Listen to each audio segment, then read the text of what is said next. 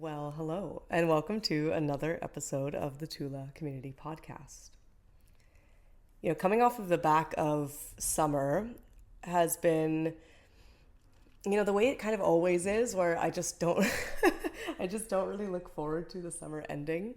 It is by far the best season in my opinion, and I had a very full summer with lots going on, and it was one of those ones where it was just so busy that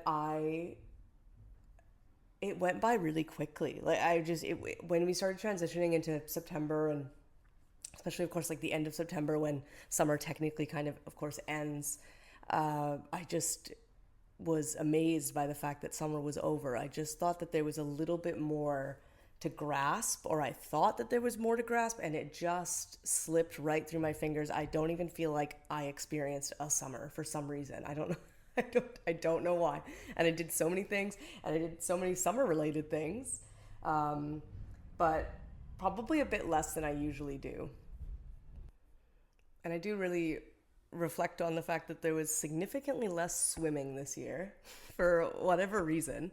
And yeah, just a bit of a lack of feeling the best this summer, I guess. I had said and shared with a few people that it didn't feel like my year, so to speak. It just didn't feel like my, summer. I feel like last summer was so good, and it really felt like my summer. So, I can't pinpoint exactly all of the reasons on why that is, but I still got to do some really amazing and beautiful things, and was gifted with some really cool opportunities.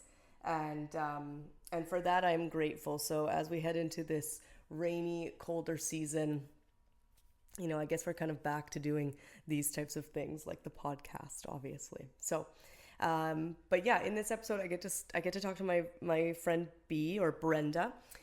And we got to sit down in her home, and I got to visit her twice this summer, which was amazing. One time in July and one time in August. And in our visit in August, we took photos of one another, just as like an exchange. I took photos of her during sunrise in Yuułuʔił̔atḥ, and she took photos of me at sunset at the same beach. And so I was grateful to be able to gift that to her and do that exchange with her, because she had shared with me that she's never really had her own photo session with a photographer. And I was actually kind of surprised by that, because I've done so many, when you just need to have content and you need to share these things, and you're trying to make a website and you're trying to do this and you're trying to do that, you have to kind of, book these photo sessions. But she's done so well, and has created such beautiful art between her and her husband Oxel, without doing these kind of paid, time photo sessions. So I will share that in this episode I did cut out a few kind of parts of things that she shared. And I want you to know that, just because at some points there's like two little parts where it might be considered a little bit choppy, or it's not as smooth as just like a flowing conversation. And I really want to share the reason on why that exists. And so, when I do these episodes and things, I always send the episode unedited to whoever I was speaking to. And I want them to go through it, and just to make sure that they didn't say anything that they kind of regret later, or that they misspoke, or that they used terminology that doesn't feel the best to them, or ways that they want to be represented. Because you know how it is. No matter what, we all say stuff in the moment that just doesn't actually represent us, or like maybe really, really share how we actually feel. And so for me, I'm always guest first. I don't really have a massive priority on the listening experience, though that obviously is important. But, I respect whoever I get to talk to, and I appreciate their trust in getting to sit down with them and share these moments of their lives and their stories, and what they've been up to and what they want to do, and maybe getting more personal in some of them, obviously, just sharing these things about themselves. And so their integrity matters the most to me. And so I asked her, I said, well, like, do you want anything removed? And there was 2 parts where she just, wanted that. Of course, no problem. So we cut it out. So just so you know,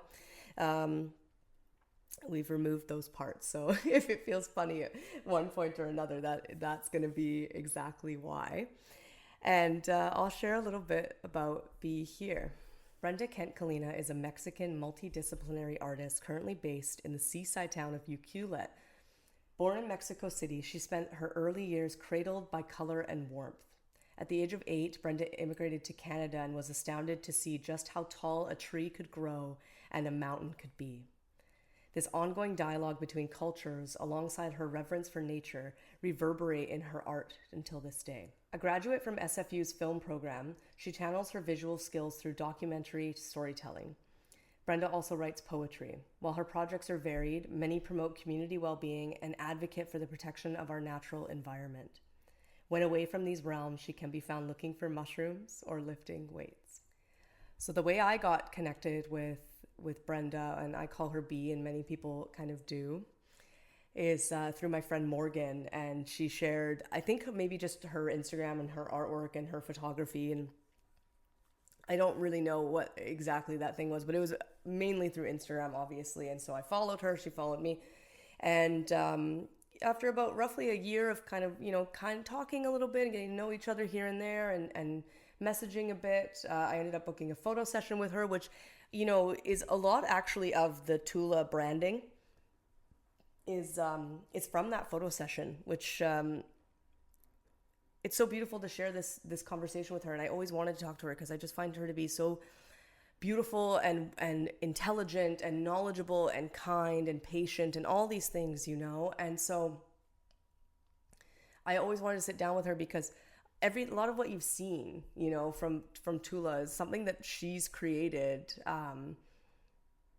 That I didn't really have the intention that it was going to be these things for Tula, but it just so happens that like the background photo to the website is hers, and a lot of what you see, like my profile picture on Instagram, is hers, and the way I market the podcast, like the photo I use for the Tula Community Podcast is a photo she took of me during that photo session, and so I really lean on those photos in that session a lot for what I share here. So it was beautiful to sit down with her, and I got to learn more about her as well. And so what I've done is I've linked, of course, her Instagram, her website, her Substack, and then I have linked, you can find her YouTube, of course, through the ones that I've linked, but I did link the one that we talk about in this episode. It's called Unfolding. And then I linked one of my favorite videos of hers as well. And then I linked a book that we talk about as well. So resources are available, of course, in the bio for you. And I think that's pretty much it. I hope that you enjoyed this episode. I really appreciate you being here, of course, and learning alongside me all about Brenda and her life and her creations. Okay, everybody, welcome. And I'm here with my amazing friend B, which, I mean, if we were just to like start recording this now or whenever, you would think that this is all we've done, that we've just like sat down across from each other and I've put the microphone here and we're here to talk, but we've been together for almost 2 days now, playing around on the beaches and rolling around in lots of sand. So good. Lots of sand. Lots of it. Lots of sand. Both of us. Yeah, I still have sand in my ears right now, actually. Yeah, I don't believe it. I would imagine that you do. I know that I still have some somewhere, but anyways, you would think that we just like rocked up and this is the thing, but I've had the like gift of spending a few days with you now, and I've got to see you like twice this summer, which has been incredible, so take the time to introduce yourself. Sure. Well, thanks for having me on, Whitney. I'm so excited. First podcast. Yeah, amazing. My name is Brenda Kent Colina, nickname B, so I go by both. And I am an artist, mostly do photography, filmmaking, but I also write. Writing was kind of my first love as a kid. That was my first art form that I have stuck with. And also love to dance. So a little bit of both, of everything. Yeah, a little bit of everything. You have a few different things going on, and I think what is really nice sitting down with you is that I feel as though I know so much, but I'm also going to discover so much about you in this time sharing, and so I would actually really appreciate or love to know some sort of a timeline, especially of your artistic pursuits. Sure. And everything, like I didn't know that writing was kind of your first thing, and you found that even as a child. Is that something that you were already kind of dabbling in when you were young? Yeah, it was. Yeah, so I grew up in a household with a lot of art because my dad is an artist. He's a painter. And so just growing up immediately, I saw that could be a profession. Maybe not a very stable one, but it was like always something that I was encouraged to pursue if I wanted to. So very lucky in that sense. Like I never really felt like I had to put a limit on my dreams of just making art throughout my life.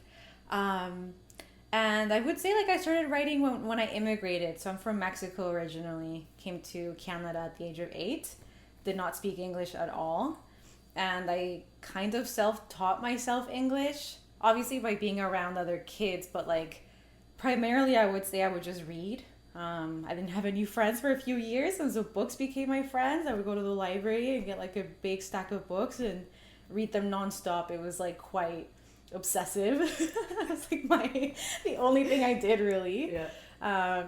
But yeah, definitely made me learn English very quickly, and I think it also instilled an idea in my head of I want to be a writer one day. So that's actually how it started, and it's funny that only now at age 30 I'm like revisiting that, and I think I want to write a book eventually. Amazing. But yeah, I started with writing, and then eventually in my teens I got curious about cameras. Originally went to SFE for communications, and that was not feeling great for me. And so I was feeling quite lost. Decided to keep it as a minor, but I switched my major to film. At that point I had never taken any film classes, did not really know much about it at all. I just visited the campus and really liked the energy, thought it was really cool to see all the short projects, like short films coming out of the program. And so I applied and got in, and I feel like I was incredibly underprepared, but I feel like it was meant to be because it was such a good click.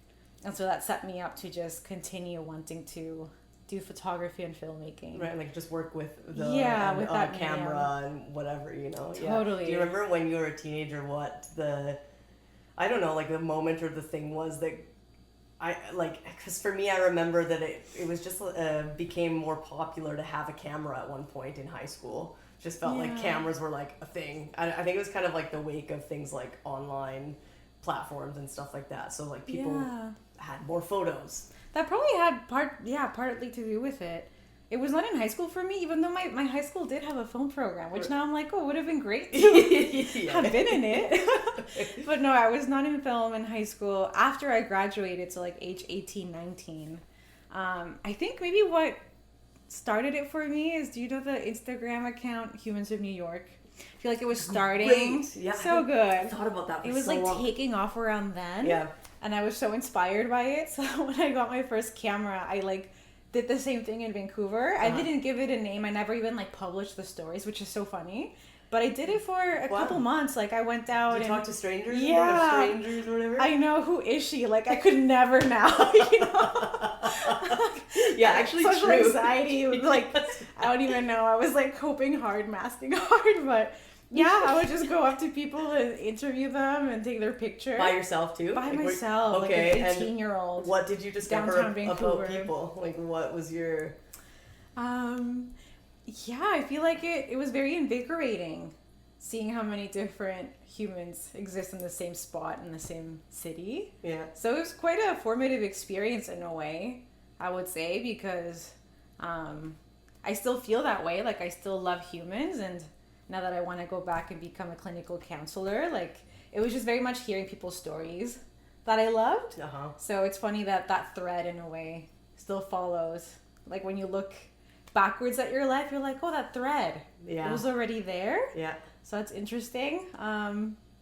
Yeah, but I think for sure, like I did not quite know myself very well. I was so young. Like who does at 18? Right. So it was like I was trying on different hats, Yeah. So I didn't quite stick it out with that project, but at least I feel like it got me interested in storytelling. Storytelling, and also did you end up taking photos of those people? Yeah, Oh, wow.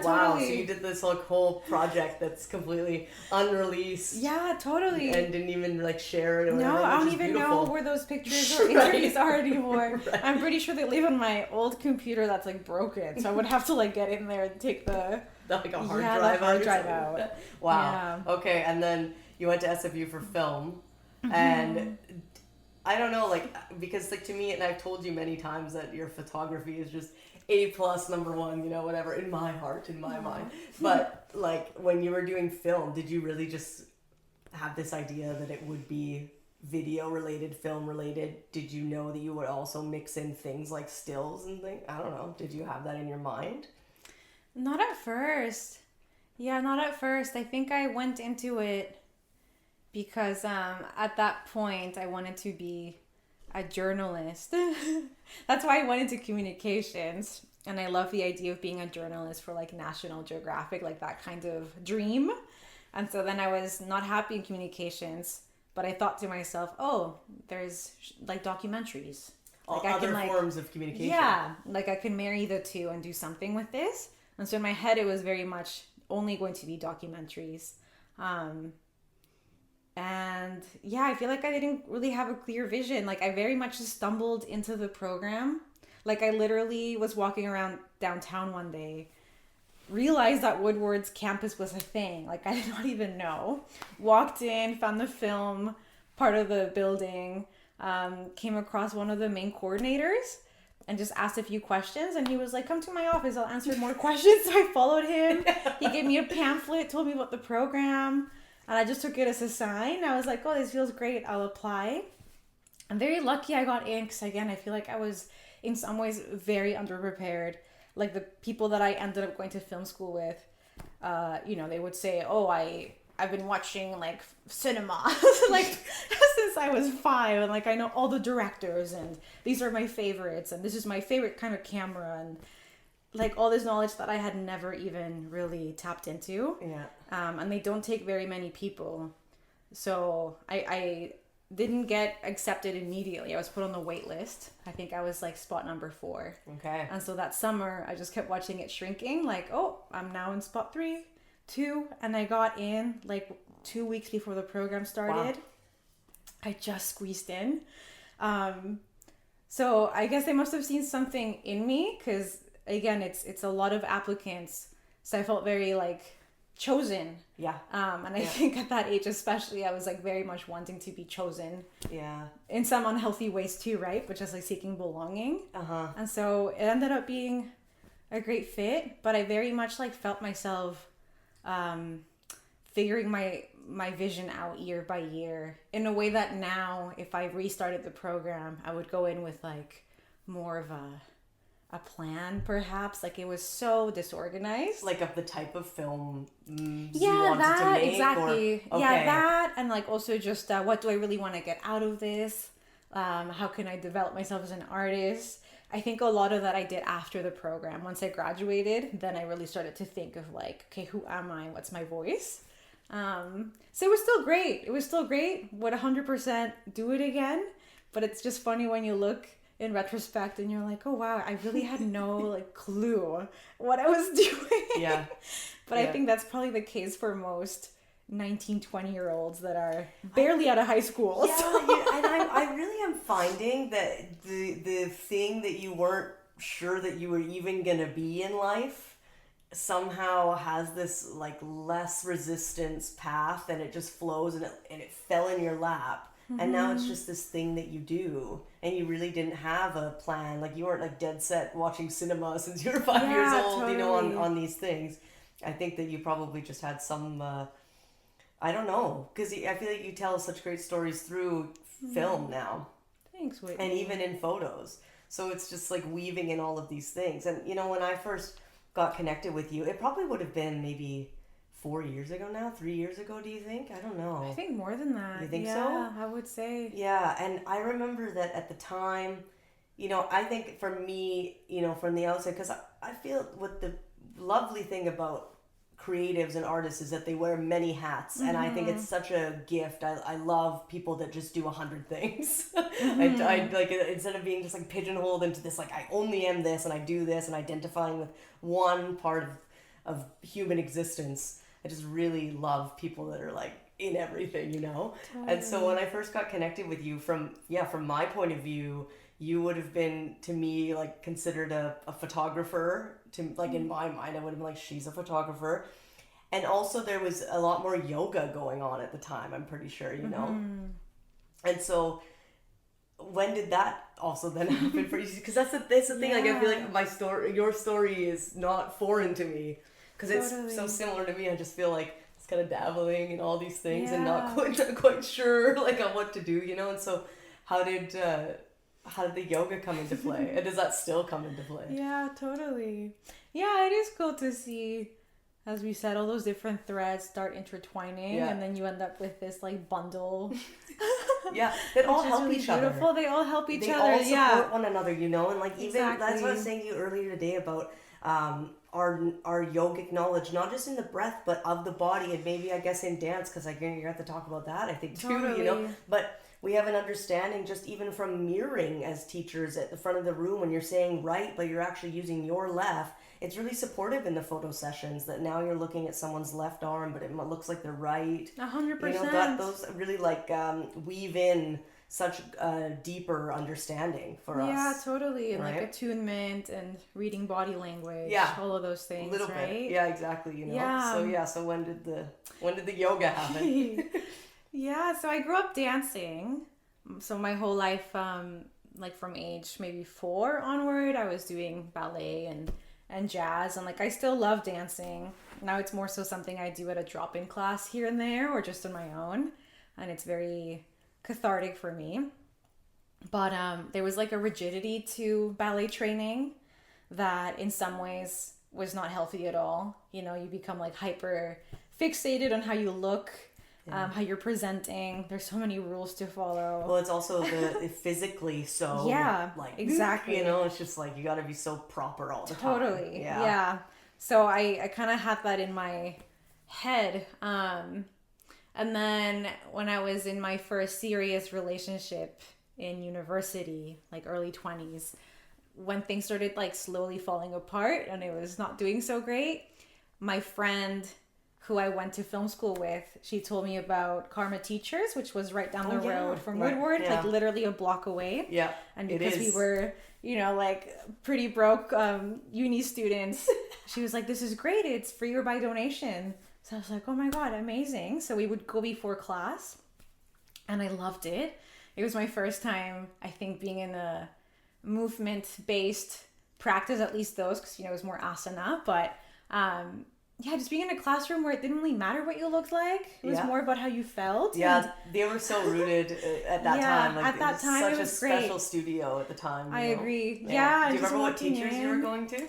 Yeah, one of my first ones who, I still have a very soft spot for was Candice. Okay. So yeah, she's one of the first teachers whose class I took, and she came to my very first class that I took, which was so sweet. Even though we were never close, she saw that I got the certification, and she's like, "When's your first class?" And she came.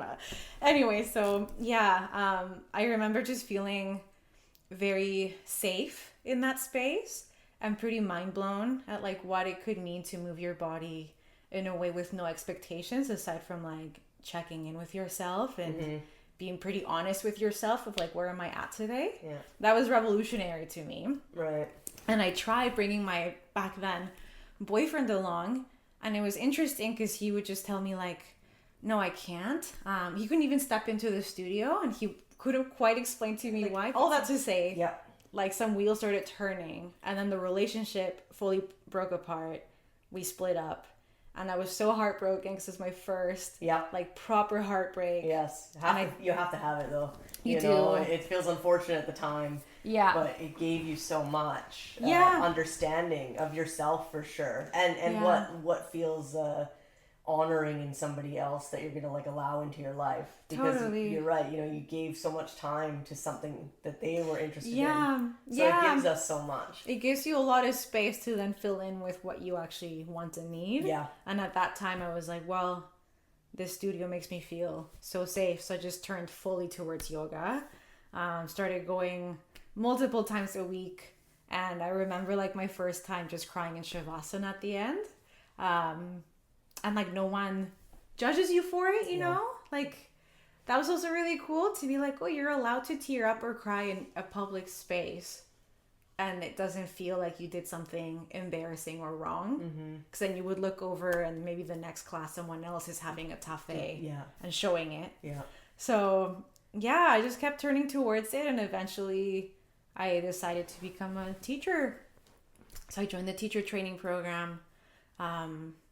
Did like a half scholarship situation where I volunteered to get part of the tuition covered. Too. Yeah, that's what I did too. That was also really great. Yeah. So that's how yoga entered my life. Wow. Yeah, and then I feel as though your films, like right after graduation, what did you? I don't know. What did you start wanting to do? Because during the program, you said that you didn't really have a vision, I guess. You know. So afterwards, were you motivated right away, or did it still take time to know what to work with? It's funny because I feel like the first film that I made that I can still look at and be like, okay, I see myself in that one more, was my graduation film. So the very last film I made in the program, which is like a 4-year program. And it was the one I made through this heartbreak. Yeah. That was also part of my healing. So I just like channeled all of my sadness and rage, I guess, and heartbreak, confusion into this film. I made some poetry for it. Did a voiceover. It was very yogic in a way because I got these 3 actors and it was, just like a very simple short film, but I was getting them to like interact physically with each other. So there's no like lines, no one speaking in the film except me. I'm doing a voiceover. That's cool. But I was getting them to, do like different exercises just with body to body or eye contact. It was these 2 young men. One of them is still a good friend of mine, Zen, and beautiful dancer. And then Austin, who I've been checked in with for a while, but he's also great. And then we had a young girl, Carly, who at the time must have been like 8, which was also kind of the age, when like I immigrated and stuff. So that was very healing and special for me to have that friendship with little Carly. Yeah. Was that intentional then? Was that... I wanted a kid. I knew that I wanted a child in my project. Do you think that at the time did you know why? No, maybe not. That's a good question. Probably not. And in retrospect, do you think that that's an aspect of why? I think so. So. And actually not until you said that, right? I hadn't really reflected on that before, but I think it very much could be that I was like feeling that inner kiddo, right? Yeah. So it was really beautiful just getting the 3 of them in the project. I don't think that I've seen that. I'll send it to you. Yeah, I was gonna say I don't know if that's like publicly available because it is. Yeah, I'll send you a link. Actually? Yeah. Okay. Yeah. What did you title it? I titled it Unfolding. Okay. All right. Yeah. And I think that was the first time that also like I didn't have I wasn't like turning to someone else to tell me what to do for my art. Because with my ex-boyfriend, we started a photography business together with both of our names. Oh, and really? He was very much like I didn't know that. Yeah, he was very much the leader in a way. Yeah. In part because he did have more experience than me back then. And in part maybe because I didn't have enough self-confidence. I'm not too sure. But then we broke up and like we separated our websites and I took down the photos that he had taken, kept mine. And that was actually a very interesting moment for me because I realized that so many of the photos I had taken, I was expecting to not have a portfolio. I felt more like a second shooter, you know? But I was like, oh, actually, I have been taking a lot of good photographs. And so then, with this short film, for the other ones in my previous years, I feel like I would rely on him and his knowledge or getting him to like help us get equipment and whatnot because he had a job at a warehouse. And so this time around it was like, well, he's not here, he's like literally across the world, he moved to Paris, right? So I had like no more of his presence really around me artistically. And I think maybe that's why I can still look at that film and I see myself in it more. I'm like, oh, I still kind of use that type of framing or those themes. And do you feel like in unfolding, when you're narrating it and this, you have the three of them, what is sorry, what was her name? Carly? Carly, yeah. What is she doing, like, in the video? Like, what did you have her do? What's her role? Yeah. Oh, that's a good question. Like, does it feel reminiscent of maybe also something in you? Like little you moving here? That's a really good question. Yeah, I would say her role, I feel like she added a softness. Like, she melted the ice with everyone on set. You have this sweet, lovely child. Yeah. And everyone just, like, melts. Yeah, and they true. soften. Yeah. So I think she was pretty instrumental to have on set. Just made everyone feel immediately more calm. And you want to be, obviously, like your kind of more best self. Yeah, like, take care of this child, right? Yeah, so then you kind of take care of each other more. And it was really sweet to see these two men, like, early 20s as well. I would get, like, Carly to come over and, like, poke their faces, like, trace with her fingers, or, like, just lean on them. So there's some shots where she's just, like, completely slumped over their shoulders or their backs. Yeah. And yeah, just seeing these men, like, completely soften. And I think that helped too, because there's shots of just the two men interacting. And, with this culture, it can be so jarring for men to have that intimacy, especially physically. Yeah. And I'm so grateful I picked these two men in particular. 'Cause they were... they were so great. Like, you can feel, like, this care, even though they were not friends beforehand. They had never met. Mm-hmm. I'm like, oh, this is so moving to see these two men just, like, hugging each other or something, Yeah. Yeah. So I don't know how I can exactly, like, relate that to me as a kid when I immigrated at 8, but I think just, maybe just the imagery of a girl at that age is interesting. Yeah, and I think a lot about you immigrating at 8 years old, and how that feels like potentially, it's such a big deal to shift your whole world and your whole life at any stage, at any age and at any point of your life, but as a child, even earlier today, I'm pretty sure we were talking about how, or was it yesterday maybe, but just that you're quite, I don't know, you're like helpless in a way. You just have to go with whatever these adults are telling you to do. And you and I have talked quite a bit about how you feel a few different things, because we've talked about how we both feel like anxious in situations sometimes, or not like going for it, or feeling small. And it seems like there's like a little aspect of you not like taking up the space that I feel that you really, I would love to see you do it. Not that you should, you don't have to do anything, but would love to see you step into that. And do you think that, like, removing that grounding or like footing and just being like uprooted from your actual roots makes a difference and like affects that? 100%. Yeah.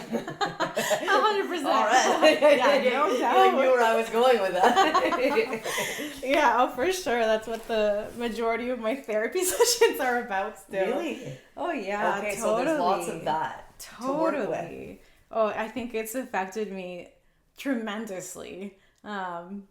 Yeah, and it's like, I think I also mentioned this to you yesterday, but it's funny how you go through these things that in your head shouldn't be such a big deal. Yeah. You kind of justify it away. You're like, well, lots of people move. Lots of people immigrate. Lots of people have to learn a new language young. My parents loved me. Like, I still had an overall good family support. Yeah, of course. Right. But then also, like, I think what I'm trying to do more of now is look at it honestly, not so much like almost like I'm grading something, like scoring like, okay, how many trauma points does this like equate to? Right. And more so like, or invalidating yourself. Exactly. Because at the core of it, you're like, well, I actually deep down feel this way about it. Exactly. But then you're trying to like kind of reason with yourself, like, and well, then, it could have been worse, or like I've seen different situations that were, had more trouble than mine. So, Totally. And then you're confused about why you're prone to panic attacks and you feel crazy, So I'm trying to not do that so much anymore and just be like, well, whatever. Doesn't matter how someone else maybe would have embodied this experience, and maybe they would have carried less turmoil around it. Like the fact is, for me, it did affect me. And I think I have to just meet that with compassion instead. And I think slowly it's becoming easier to just carry it as part of my story without having it be something that makes me feel, like ashamed about the fact that it affected me so much. Yeah. But yeah, I mean, very much like my parents told me with just a few months in advance. Like I remember sitting on my bed and they just told me, by the way, we're moving to Canada in like 3 months. I was like, okay, great. Like no one involved me in this conversation. And ultimately, I'm grateful that we moved. Mexico City wasn't feeling very safe anymore. Lots of family members were having pretty scary experiences. But yeah, it was quite jarring going from like a big family, warm culture, to suddenly just being the four of us, my parents, my little sister, and myself, not knowing basically anyone. Not having my friends, not having my cousins, grandparents, like no one. And then getting bullied, which apparently most kids get bullied. I've been learning more about this recently. It's extremely common. But just poor timing. What did you experience getting bullied? Was it specific to the like you having I don't know, like you couldn't speak English fully? Like what was it? I think that was probably the biggest point, which is so sad, but I also get that kids don't quite understand things, right? It's not like they're doing it maliciously. It's confusing to meet people that are quite different from you. But yeah, I was ESL for a few years, so that already made me feel quite set apart. Yeah. You know, someone would come into the classroom and be like, okay, follow me. And you would leave the classroom, like people watch you leave. Yes. Yeah. You're gone for a few hours, you like come back. Chosen. Yeah, you're chosen. Out, you know, whatever. And it's like very uncomfortable to like stand up. Yeah. And just be like singled out. Totally. So yeah, a lot of, just commenting on my accent or if I made a mistake. Were you scared to speak? Oh, so scared to speak. Like you didn't even want to talk? No, I did not want to talk. And when you got to something like grade 7, you were here for grade 7? You wouldn't have been, I was, yeah. So usually by then we do, at least here for, you know, like in most BC school curriculum, more like public speaking speeches and things like that, like projects where you'd have to stand in front of the class and speak. Is that something you had to do as well, like at your school? Yeah, and at that point I was actually doing much better. Okay. So yeah, the bullying was mostly grade 3, grade 4, grade 5. Yeah. And also moving a lot between schools. So yeah, just always kind of starting afresh and not feeling quite like I belonged, or making friendships where there was a bit of a power dynamic that I didn't see in the moment because I so desperately wanted to just have friends. But yeah, just a lot of like giving me chores, right? Like, can you go get my water bottle? Come tie my shoe, like that kind of stuff. Really? Yeah. So interesting, just interesting, right? Like that children would crave that sense of dominance. Yeah. But it's very human. You see it in adults too. Yeah. And I think in kids it just gets channeled more directly, perhaps. Like there's less hiding it, right? Yeah. And I just fell prey to that. So I think that definitely gave me that sense of like I need to earn my worth, or like for people to like me, I have to be extremely likable, and I have to be very helpful. Like I think that's probably where a lot of the people pleasing started. Yeah, I guess we need to talk about that. Yeah, we'll get to that. It's come up even for us this weekend, just between us. You know, like, it's so funny how it is. Yeah. And then my teacher told me, and my parents, he was like, I don't think this is the right environment for Brenda. Which I'm so grateful he said that. He was one of the best teachers I've had, Mr. Tanner. Love him. Okay. Yeah, shout out Mr. Tanner. Yeah, he saw it quite clearly for what it was, and he was like, she's not thriving here. I think she needs more. He saw how much I read, and he was like, she needs to do something else, and like she's hungry to learn. And so he told my parents to enroll me in French immersion, and that was like life-changing for me. So I started French immersion in grade 6, met people that like immediately liked me. I think a lot of it was like none of us spoke French. It was late French immersion, right? Yeah. So it's actually quite funny. I'd never put that together before, but now suddenly we're all like, oh, we can't even like communicate. Right. So it's like even field. No one's gonna make fun of you for not speaking French because they don't speak French either. Right. I feel like that's when things switched for me. Yeah. How did you end up in communications, like at SFU? What was because you wanted to be a journalist? Was that it that you said, sorry?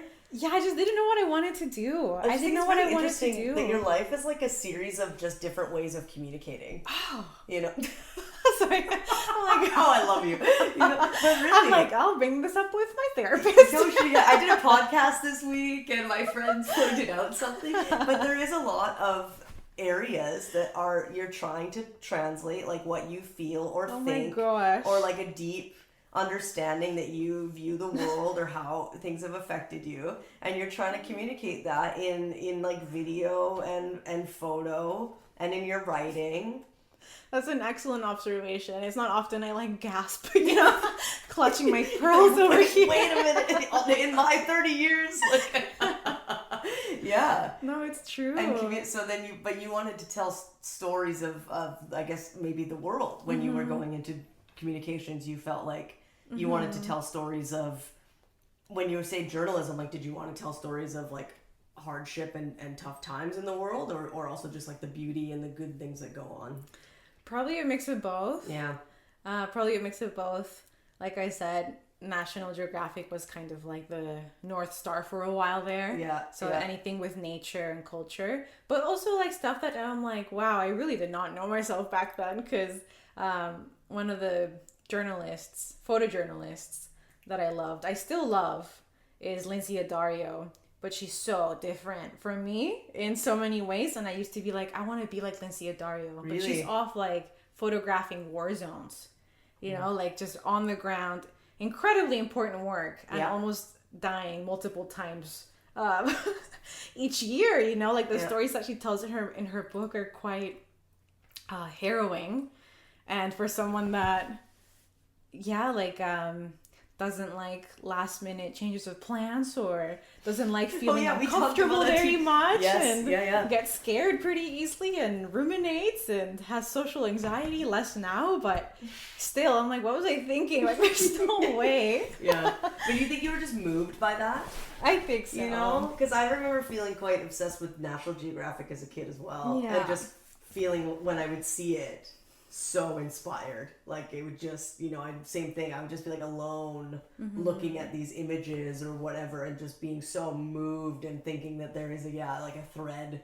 Now again, same thing, like looking back, and just feel like there's some sort of a thread there of this type of storytelling with words, but also just with imagery. And there's such powerful images in there, like all of the images in there, you're just like taken aback. Yeah, totally. I think I almost used to feel like my life was not exciting enough as well. I think I would see these really big stories, whether they were like, oh, this person went and I don't know, did cheetah conservation and has this big story about it, or this journalist is in a war zone and she's helping these people. I feel like I used to see that as real life, and like my life was not quite there yet. So I think a lot of my dreams were very grandiose in that sense, not necessarily like self-inflated, even though for sure my self-confidence back then, now I feel like it was more of a shield, maybe not quite as authentic and like earned in a sense. It was a bit of a mask, but just funny because now I live in a small town with 2,000 people. I do the same little walk every day. Yes, you do. And my life feels like grander than it's ever been, right? So it's just funny how that happens, that you're like, oh, the excitement, all the real life is out there. And then you're like, oh, actually, this little trail and this little beach, it's kind of big enough for me. And what do you think gave you the... Because sometimes I think that when we're looking for something big and to get out there and whatever, that there's sometimes like a lack of confidence or an unhealed aspect. Do you feel that you've, I don't know, like mended something that made you feel like you had to I don't know, have this grandiose life and you feel like more contented in the self? Do you think that there was like something to look at that you mended? I mean, definitely. Yeah, definitely. I think maybe nothing is like fully healed. You know, like I definitely still have moments where I'm like, oh, I should be further along at this point. Like I went to film school and I go and see what my classmates from back then are doing now, especially the men, which is a whole other story. Yeah. But I see the opportunities they're getting and stuff, and it's like, oh wow, I'm so much further behind. So maybe I still have some more healing and looking at these things, right? But I think in general, I would definitely say so. Yeah, I think it was like a combination of things. Like everything kind of compiles on itself, and it just snowballs in a really great way. But I think maybe the yoga was part of it, just like coming back to basics, and starting the very beginnings of looking inward. Like that was it for me. I had never really done much of that before. Maybe a bit with poetry, like I would write, but even then it wasn't. Yeah, but there's poetry still beautiful in so many ways for looking at the self or for healing. But I really like I feel like yoga teacher training especially really cracks you open. When you go to one that is not so physically inspired, when it is still like really connected to the teachings, and the teachers that you have are involved in the lineage of yoga. Yeah. Because I find that, it is, I remember crying so much. Yeah. At yoga teacher training and just being kind of as though my world had been rocked or changed or shifted. 100%. Right? And so, it's an experience, I think, that really changes us. That I don't really feel that at least I have never gotten in a public class. I've just never been to a public yoga class that's kind of like shook me up enough to be even deeper aware of the teachings, but of how I apply them or my knowledge of them, Yeah, and it's also with other people. Yeah. And I think that's something that took me a while to learn, is that I feel like for a long time, I was just kind of scared of other people, or I don't know, just that whole thing of like, oh, do they actually like me? Do I belong here? And I think, I don't even know where I read this, but I read this somewhere one time and it just blew my mind of how a lot of trauma happens interpersonally. And so the healing also has to be interpersonally. Interesting. Like with other humans. And at first that made me so frustrated. Cause it's like, oh, what do you mean I can't just stay in my room and like listen to self-help podcasts and journal my feelings and I'm good? Yeah. It's like, no, girl, you gotta go out there and talk to people. Just gotta get the right people, I think. Have your body realize like, oh, I'm safe. They do love me. I am loved. I am enough. Yeah. And I think like the teacher training, even though mine was very flawed in some ways, I think at least it like started that process for me. And then just making more art, being in my first like proper healthy relationship with Axel, who's my husband now. I think that also helped heal me tremendously. And I think all those things combined, moving to a place that's also more compatible with my nervous system, more quiet, like all of those things. I think eventually I stopped yearning for like big things. Like I actually feel quite full. There's always room to grow, right? I also don't want to be stagnant, but I feel very satisfied.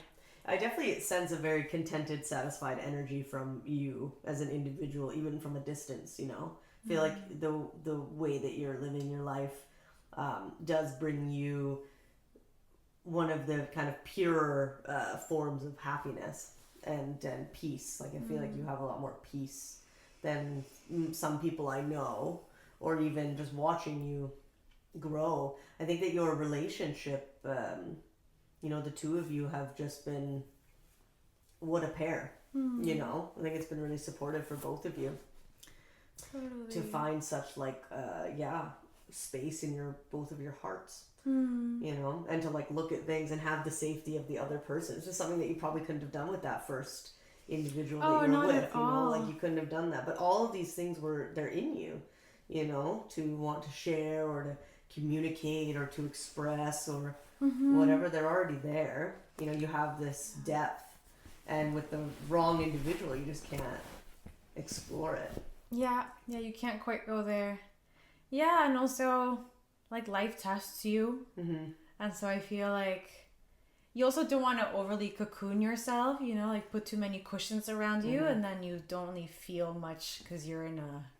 Yes. Well, it's like, and sometimes they say that they're like, when you're in isolation for so long, you feel like you're healed, but you're just not putting yourself in situations that could be challenging for you. You just think that you're like, yeah, I'm good. Like I'm fine. I feel really good. I'm at peace because you're just alone. Yeah, you're not of the world. Yeah, you're not out actually in the world. And do you find like groups? Like, do you like groups of people? Do you like being in groups of people? Because like classrooms, I feel are this like big group of a bunch of peers who are maybe not so nice to you. So do you feel like a hesitancy with groups? I would say just maybe like larger groups where I don't know anyone. Yeah. That can make me a bit nervous initially. But no, I think for the most part, especially this year, I think we talked about it briefly too, that I'm just feeling this like new hunger to make community. Yeah. Like way more than ever in my life. I think probably fueled by coming back from traveling for a year and a half where I didn't really have any friends. I just had Ucluelet, which so grateful I had him, but we were both like, wow, it's really nice to have friends, isn't it?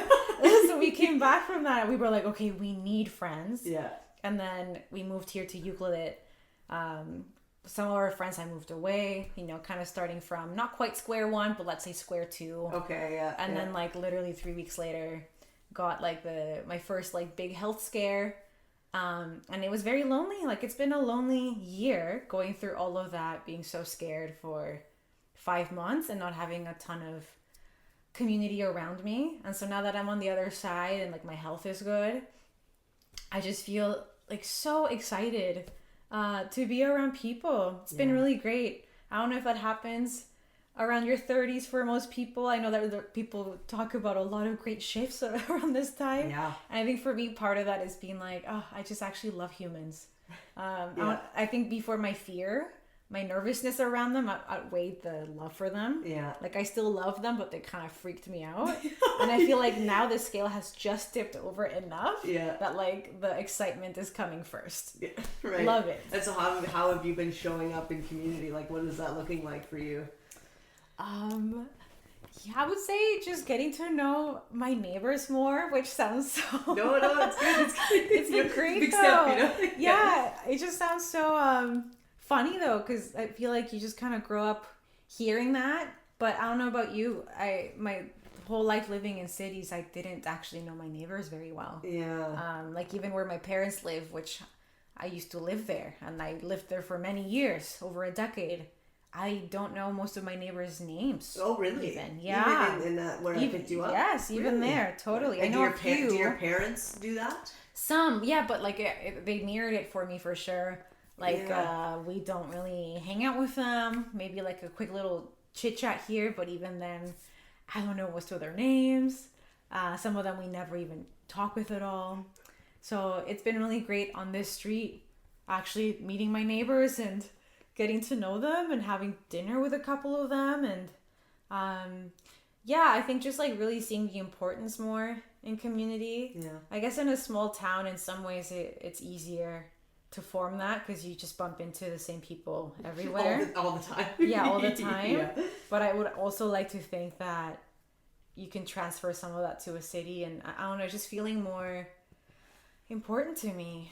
Yeah. Yeah, I think it's doable. You just have to start to express and share and say hello. You know, there's like a lack, I think, of conversation happening in the city, especially maybe Vancouver. Just not as much, connection, I think. There's like a little bit of a disconnect between people, even neighbors. Yeah, and then friendships too, right? As we've been exploring. Too. Yeah. I think I've been trying these new experiments out recently and they've been fruitful. Like I've been first of all making my intentions clear, kind of like again with dating. Yes. So it's like, hey, I want friends, and also like for me, it's really important to have regularity. Yeah. So like, can we try and schedule things in, even if it's once a month? Like, I'm trying to make more requests that way. Yeah. And then also, tell people when I'm feeling hurt, which I used to never do. Like, my friends would hurt me without meaning to, usually, right? It was just, it happens. But I would just be like, ouch, that hurt. And I would not tell anyone. And I would brush it over or be like, oh yeah, all good. But internally, I felt resentful. And then the next time it happens, you're like, I knew it would happen. But it's like, you're not even giving the person the chance to hear the feedback, apologize, and like repair, correct. Yeah. And I hate the idea of that happening the other way, where like I have no clue that someone's mad at me or that I said something that was hurtful, and they feel that way towards me. It's like, no, please give me the chance, the opportunity to be a better friend. Of course. Like we said last night too, that different things are going to affect and upset different people. You know, there's so many things that you could do that would be fine for me but not fine for somebody else. And so people have to have the opportunity to know that, and totally. work with that. And so what's the result been for you? Has it been like primarily good and some kind of hiccups, being able to speak how you feel? Yeah, for sure. I want to keep the experiment going, but so far I've been very reassured that people tend to respond really well, like especially people that love you, right? And also it's, I think, helping me see that conflict doesn't have to be the end all of something, or that it's going to make the friendship worse. Like, I actually think if you manage to repair, it makes it so much better. Yeah. So now you have that reference of, next time this friend and I have some tension, we fixed it last time. We can discuss it again. We'll be just fine. Yeah. So obviously, like, I have disagreements often with Oxel. Yeah. And I never think like, oh, okay, we're done for now.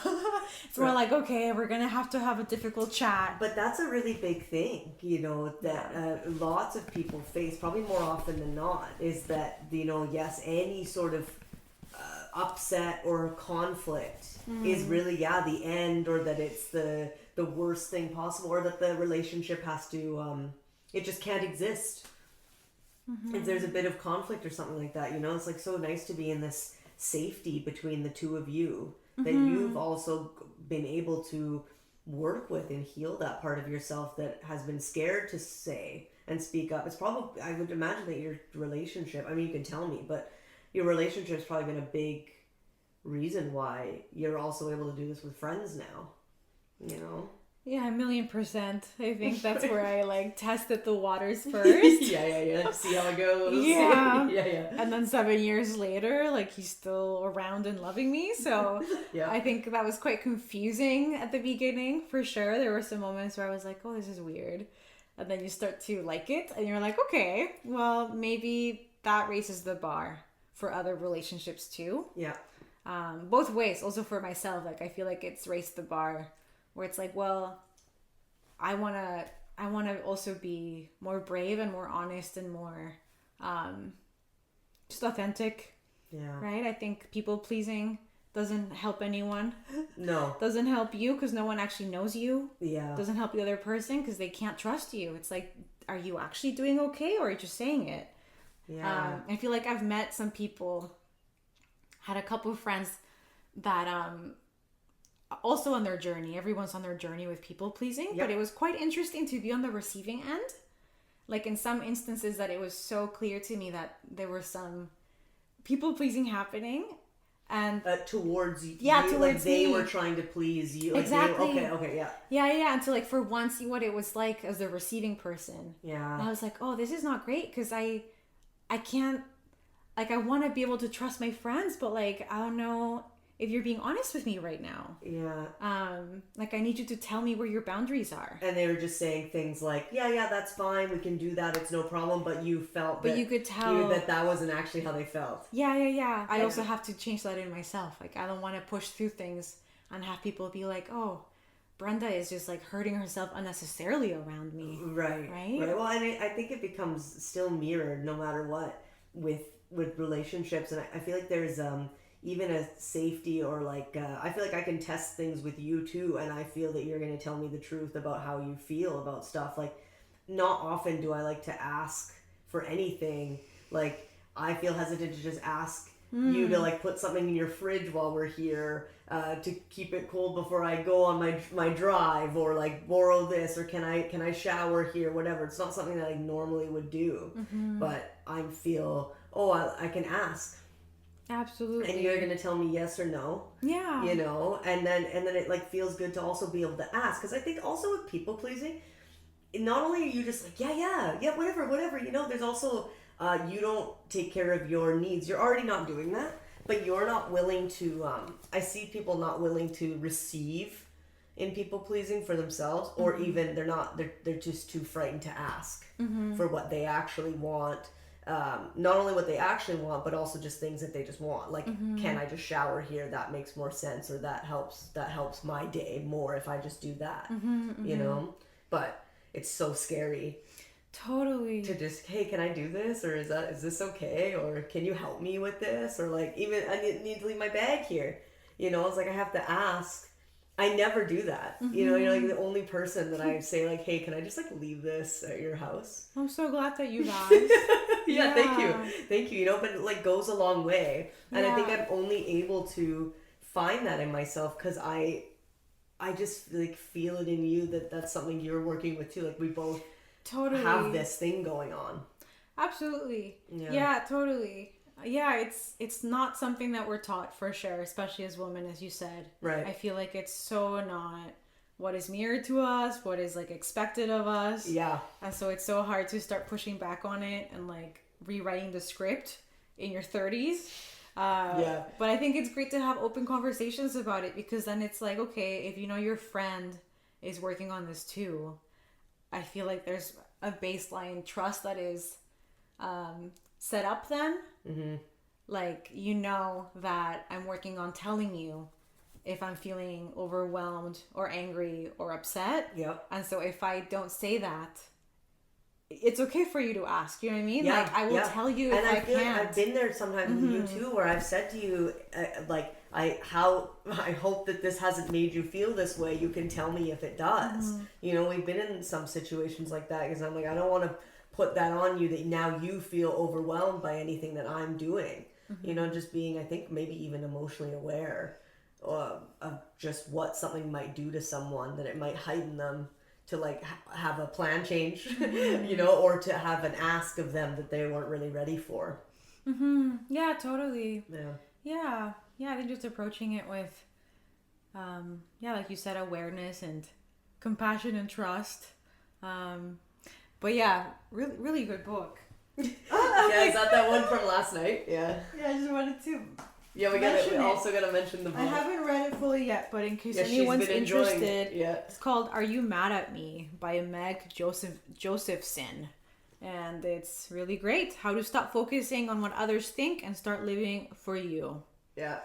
It's been like the theme this summer, I think. I think so too. I can like sense it in you, even though you haven't even been reading this the whole summer, but you've been working on this aspect of yourself, you know, all summer. I can like sense the change. I wonder how that happened, but I think it just happened. You were like, I've had enough. Well, you know, yeah, and also I think something did like click the button. Do you like, know okay, the thing? Oh, really? Yeah, okay. I think it was my health scare. I feel like just getting the HPV 16 diagnosis, which turned to pre-cervical cancer, had to get a surgery for it, and I'm okay now. I got like clear margins, thank goodness. But like that whole experience, which was so emotionally, mentally, and physically exhausting, not just like the pre-procedure anxiety, which was already, I think it was the worst part, honestly. It's just very spiraling. scary. Yeah, the pre is definitely, because there's so much in your head. There's so much. Like, no one really explains it to you. No. So grateful for the doctors. They have enough on their plate, but also they kind of leave you out at sea on a raft on your own. They do. And you're like, what is this? Do I have Especially cancer? when it's like your first one. I have no idea what's going on. Yeah, so I think that, and then the surgery time and the recovery, which it wasn't as bad as I thought it would be, but it still put me out of commission for like a month. Into the summer, you know, which like you want to be free and frolicking in the summer. Yeah, we love a frolic. Yeah, and so I feel like all of that combined, having like 5 months of just being completely terrified, basically, makes me now want to reclaim the rest of the year with this like sense of vigor of like, okay, I had all those months taken away in a way, even though I also had some joyous moments. Of course, yeah. But my return to Ucluelet after missing it so much, after being abroad and missing home, was like halted with this news. That's scary. That scared me, kept me from doing art. I had a big artistic block, had a hard time applying for more work because I was just overwhelmed. So now that I feel the relief and the space, I'm like, you know what? That took so much of my joy and life force away that I just don't want it to leak out anywhere else. And so that I think it's been encouraging me to set boundaries. Obviously still being flexible, trying to stay flexible and soft, but just being like, okay, maybe this work situation or this friend that made that comment, it's not feeling great. I already wasted enough, not wasted, but I already lost so much in a way this year. So I'm like, I just want to feel good. Right. I don't want to feel resentful. I don't want to ruminate in my head. I don't know if it'll last. I think so. I hope so. I think that no matter what, you'll always stay soft and understanding and kind and patient. I think throughout your whole life, you will always be, wonderful in that way as an individual. But I think that you'll probably start to step into more, grounded rootedness of and kind of like firm up what's okay for you and your boundaries, because it sounds like you really didn't do like any or much of that for pretty much all of your life. It's been like so unboundaried in a way. Correct. Yeah, who needs your therapist, Cheryl? You have Whitney, It's like, no, but we love Cheryl. But it's like just things like that, And do you find that because we talked about this back months ago when this was happening for you to have to get surgery and have this quote unquote, I guess, problem or issue with something that's so attached to your feminine. Yeah. And do you think that there's like a healing, I guess, or an or subconscious aspect of wanting to like step more into saying no or telling the truth or saying it like it is, that has to do with also just healing this part of the feminine? Because the unhealed feminine, I find, especially for us, and I would imagine, just culturally, it's very much, how the patriarchy is, just keeps us really small and not speaking up or saying what we actually want. And women were not expected or not really allowed to speak to what we wanted or anything like that for so long. So do you think that this stir up in your femininity, like, did something for you? Oof. Yeah. Yeah, definitely. I mean, it's an interesting health situation, is it not? Because it's very layered. It's also really sad because it could have most likely, like 99% likely, have been prevented if my parents let me get the vaccine as a kid. Yeah. So there's a lot of anger there from like the misinformation, the lack of follow-up, no one told me again. And then I got this virus before being vaccinated. Yeah. Right? So that there's a lot of deep sadness there. But yeah, it is like an interesting virus to get because it's sexually transmitted. So this came from sex, from a man. Yeah. I don't know exactly which person, but like, not unlikely that it was the first or second. Yeah. And like my first year's boyfriend was my second. Person that I had sex with. And so it's like just so layered because those experiences were not great for me. Like now I look at them and I'm like, oh, I thought I was in love. Maybe in a way I was, but also I was I was not treated well. I was not connected at all with what I wanted. I would just repress when I felt sad or upset, or I would communicate it but like not receive what I needed from it. Like I was very much putting myself on the back burner the entire relationship. And so then to have this virus be dormant in my body, flare up for some reason this past year and cause pre-cervical cancer, and you can't get rid of it. Like now I'm just gonna have to keep getting checkups, and hopefully the virus goes back to sleep, and chances are it will, and chances are this won't happen again and I'll be okay.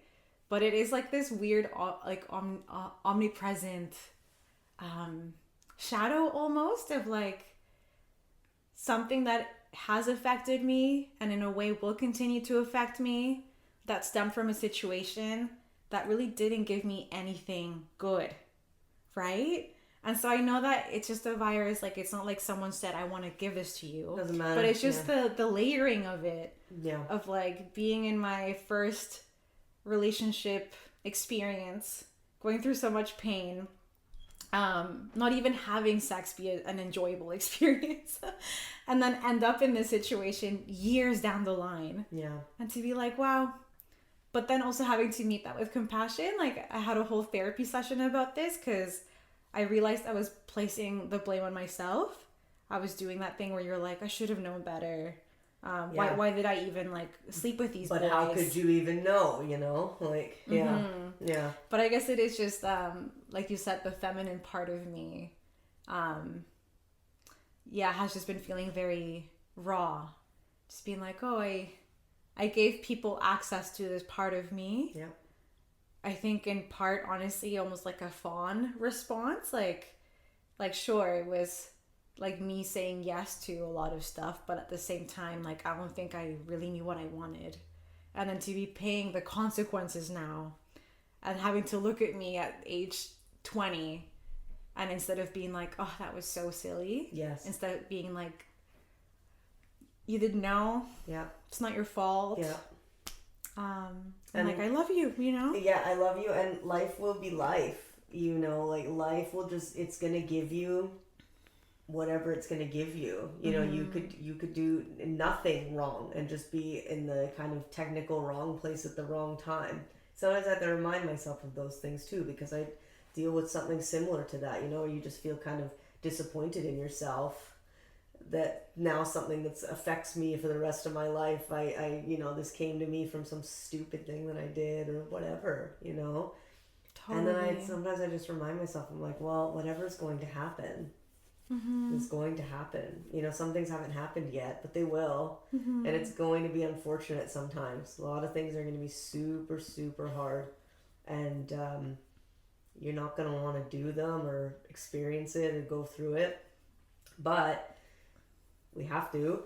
And you know, there is a point where I remember telling you this because, of course, you know, fortunately, it's kind of nice. Sometimes I feel like I've had a few friends that have been like guinea pigs for me that have like experienced something just before I had to. So I'm like, oh, thank you. Like, thank you. And so I kind of felt like I was able to return that to you, you know, because, you know, I had surgery and then not long after you had surgery, you know, and I remember prior to that, I was just thinking that it was scary, but I knew that one day it just wouldn't be relevant or matter, and I wouldn't be scared of it as much, and I would have gotten, you know, done with it. The way that we've experienced any of the hard things that we've done so far are just done. Totally. You know, 10 years ago, we don't even think about them sometimes anymore. 15 years ago, even 1 year ago, just scary, hard things that still are in us. They affect us, whatever, but they're not as prevalent or affecting us as much as they did. So I knew that one day it just wouldn't be painful or it wouldn't be scary or it just wouldn't be, it just wouldn't matter. It would just be a thing of the past at one point. And look at us. It's like pretty close to like almost a thing of the past in a way. You know, obviously it'll still be with us, but that fear of being, I don't know, put under, you know, anything like those, like surgery related fears are of course kind of gone. Totally. Right. Yeah. Yeah. I think that's also a testament of, like actually processing how you feel and facing things.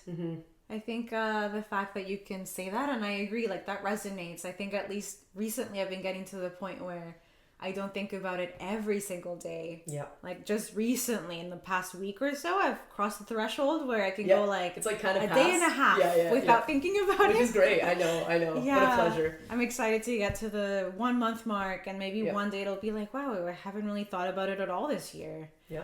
But I think about I always think about breakups. You know, think about when you had the first one, it was really challenging. You were crying. You were so worried, scared, didn't know what was going to happen. And now you think about that individual. Totally. Of course, here and there, it just comes up. Totally. But it just hurts less, or it's just Totally. not there anymore. And you could go a day without even thinking about the person. You're like, how did that happen? Because for a long Yeah. time it was just like consuming the mind, Yeah. you know? Yeah, and I think I used to say things like, "Oh, everything happens for a reason." Right. And like now I don't know anymore. I'm like, maybe Yeah. there's stuff that doesn't need to For a happen. That reason. Yeah, would have that's been true. great if it didn't happen, Yes. but it happened. Yeah. But I heard a podcast a while ago that kind of gave me something else to hold on to that feels better, that fits better to me, and it's just like how important it is to make meaning out of hard situations. Yeah. Purely for healing. Like, even if you don't want to write a book about it or whatever, it's like, no, actually, we've kind of shown through studies and therapists and psychologists, they're like, you need to make meaning of your life if you want to fully process it and move past it. Right. And so I think these kinds of moments, like, they're not great, you know, wish it wouldn't have happened. Of course. And also I feel like it opens up an opportunity for healing something and making meaning out of it. Like, Right. okay, what's the story I want to tell myself about this chapter and what it meant to me and what it taught me? Mm-hmm. I'm like, yeah, I mean, it was so hard. And also going back to the whole men situation, how lucky that I went through that and healed from it with Oxo. Yeah. Because he never tired of like holding me as I like sobbed for days and days and weeks and months. And like I would be sobbing about my past relationship, Yeah. like finally facing some of the things I went through and being like, wow, that was really hard. Yeah. And being held by a man who's just so kind, Yes. so Yeah. soft, so understanding. And mature enough to Yeah. to witness that and understand that you have had relationships, Mm-hmm. you know, prior, and then that's Yeah. also part of the human experience. And he's okay to, like, be you know, rooted in his masculine and like ready to hold you Totally. in that, you know. Mm-hmm. Yeah. Yeah, so there's always something to lean into Right. in that way, I think. Yeah, I think it's really important what you're saying about making meaning, you know, because sometimes, yeah, you're right. Like, we don't have to do some sort of big, huge thing, like, yeah, become like a best-selling author, which I hope you do, though, you know. But you know, like, you don't have to do those things. But sometimes people just turn new leaves, and all they do is they just start eating healthier after something like what you've experienced. You know, they just are like, well, I should probably just, you know, like, honor my body a little bit better, and all they do is implement a better water filtration system in their house and like start eating more salad, you know. But it, like, that's their new purposes now. They just feel like they want to live healthier lifestyles. That's their like new meaning. Like, I've had this thing that freaked me out, and now I want to do this. Or they reconnect with individuals that they weren't, you know, they had these like unhealed relationships with, and then they got scared, and they're like, okay, well, I better reconnect with community and Totally. people, you know. No, it's true. I also, you know, I think for sure I'll be relearning these lessons again down the For road. rest, till right? the end, Yeah. my friend. Yeah. Yeah, in it a doesn't way, end. totally. Yeah. In a way, it reminds me a bit. Hopefully, this one's more long lasting, but like Yeah. almost like psychedelic trips where you have a grace period after where you go like, Yeah. I see everything clearly. Yeah. And then it wears off and you're back to your same old patterns. Yeah. So I also don't want to be like, oh, this is like a fix it forever type Right. of situation. Right. I know that you can go through a health scare and, like you said, not really change much or change something and then revert. So, but I think at least right now I'm still in the very like motivated, like, oh, this showed me something stage. Yeah. So I'm just trying to absorb it as much as possible and be like, okay, I'm feeling this way. I want to keep it going for as long as I can. Yeah, no kidding. Yeah. No kidding. Oh, it's so special. It's been nice to witness you through it all. You know, through everything that we have experienced so far as people, as individuals. You know, I just feel like I don't know. I think your vulnerability is greatly welcomed and appreciated. I think by many, but I can only speak for myself. You know, but it inspires. I know it inspires many people. The way that you share and the way that you create and the art that you make and the life that you lead, and like, I think you lead by great example. I think that you don't think that maybe you carry that weight or power for people sometimes, but you do. You know, you are extremely inspiring, at least to me, but I know to many, you know, so it's important for you to know that. Thank you, Whitney. You're welcome.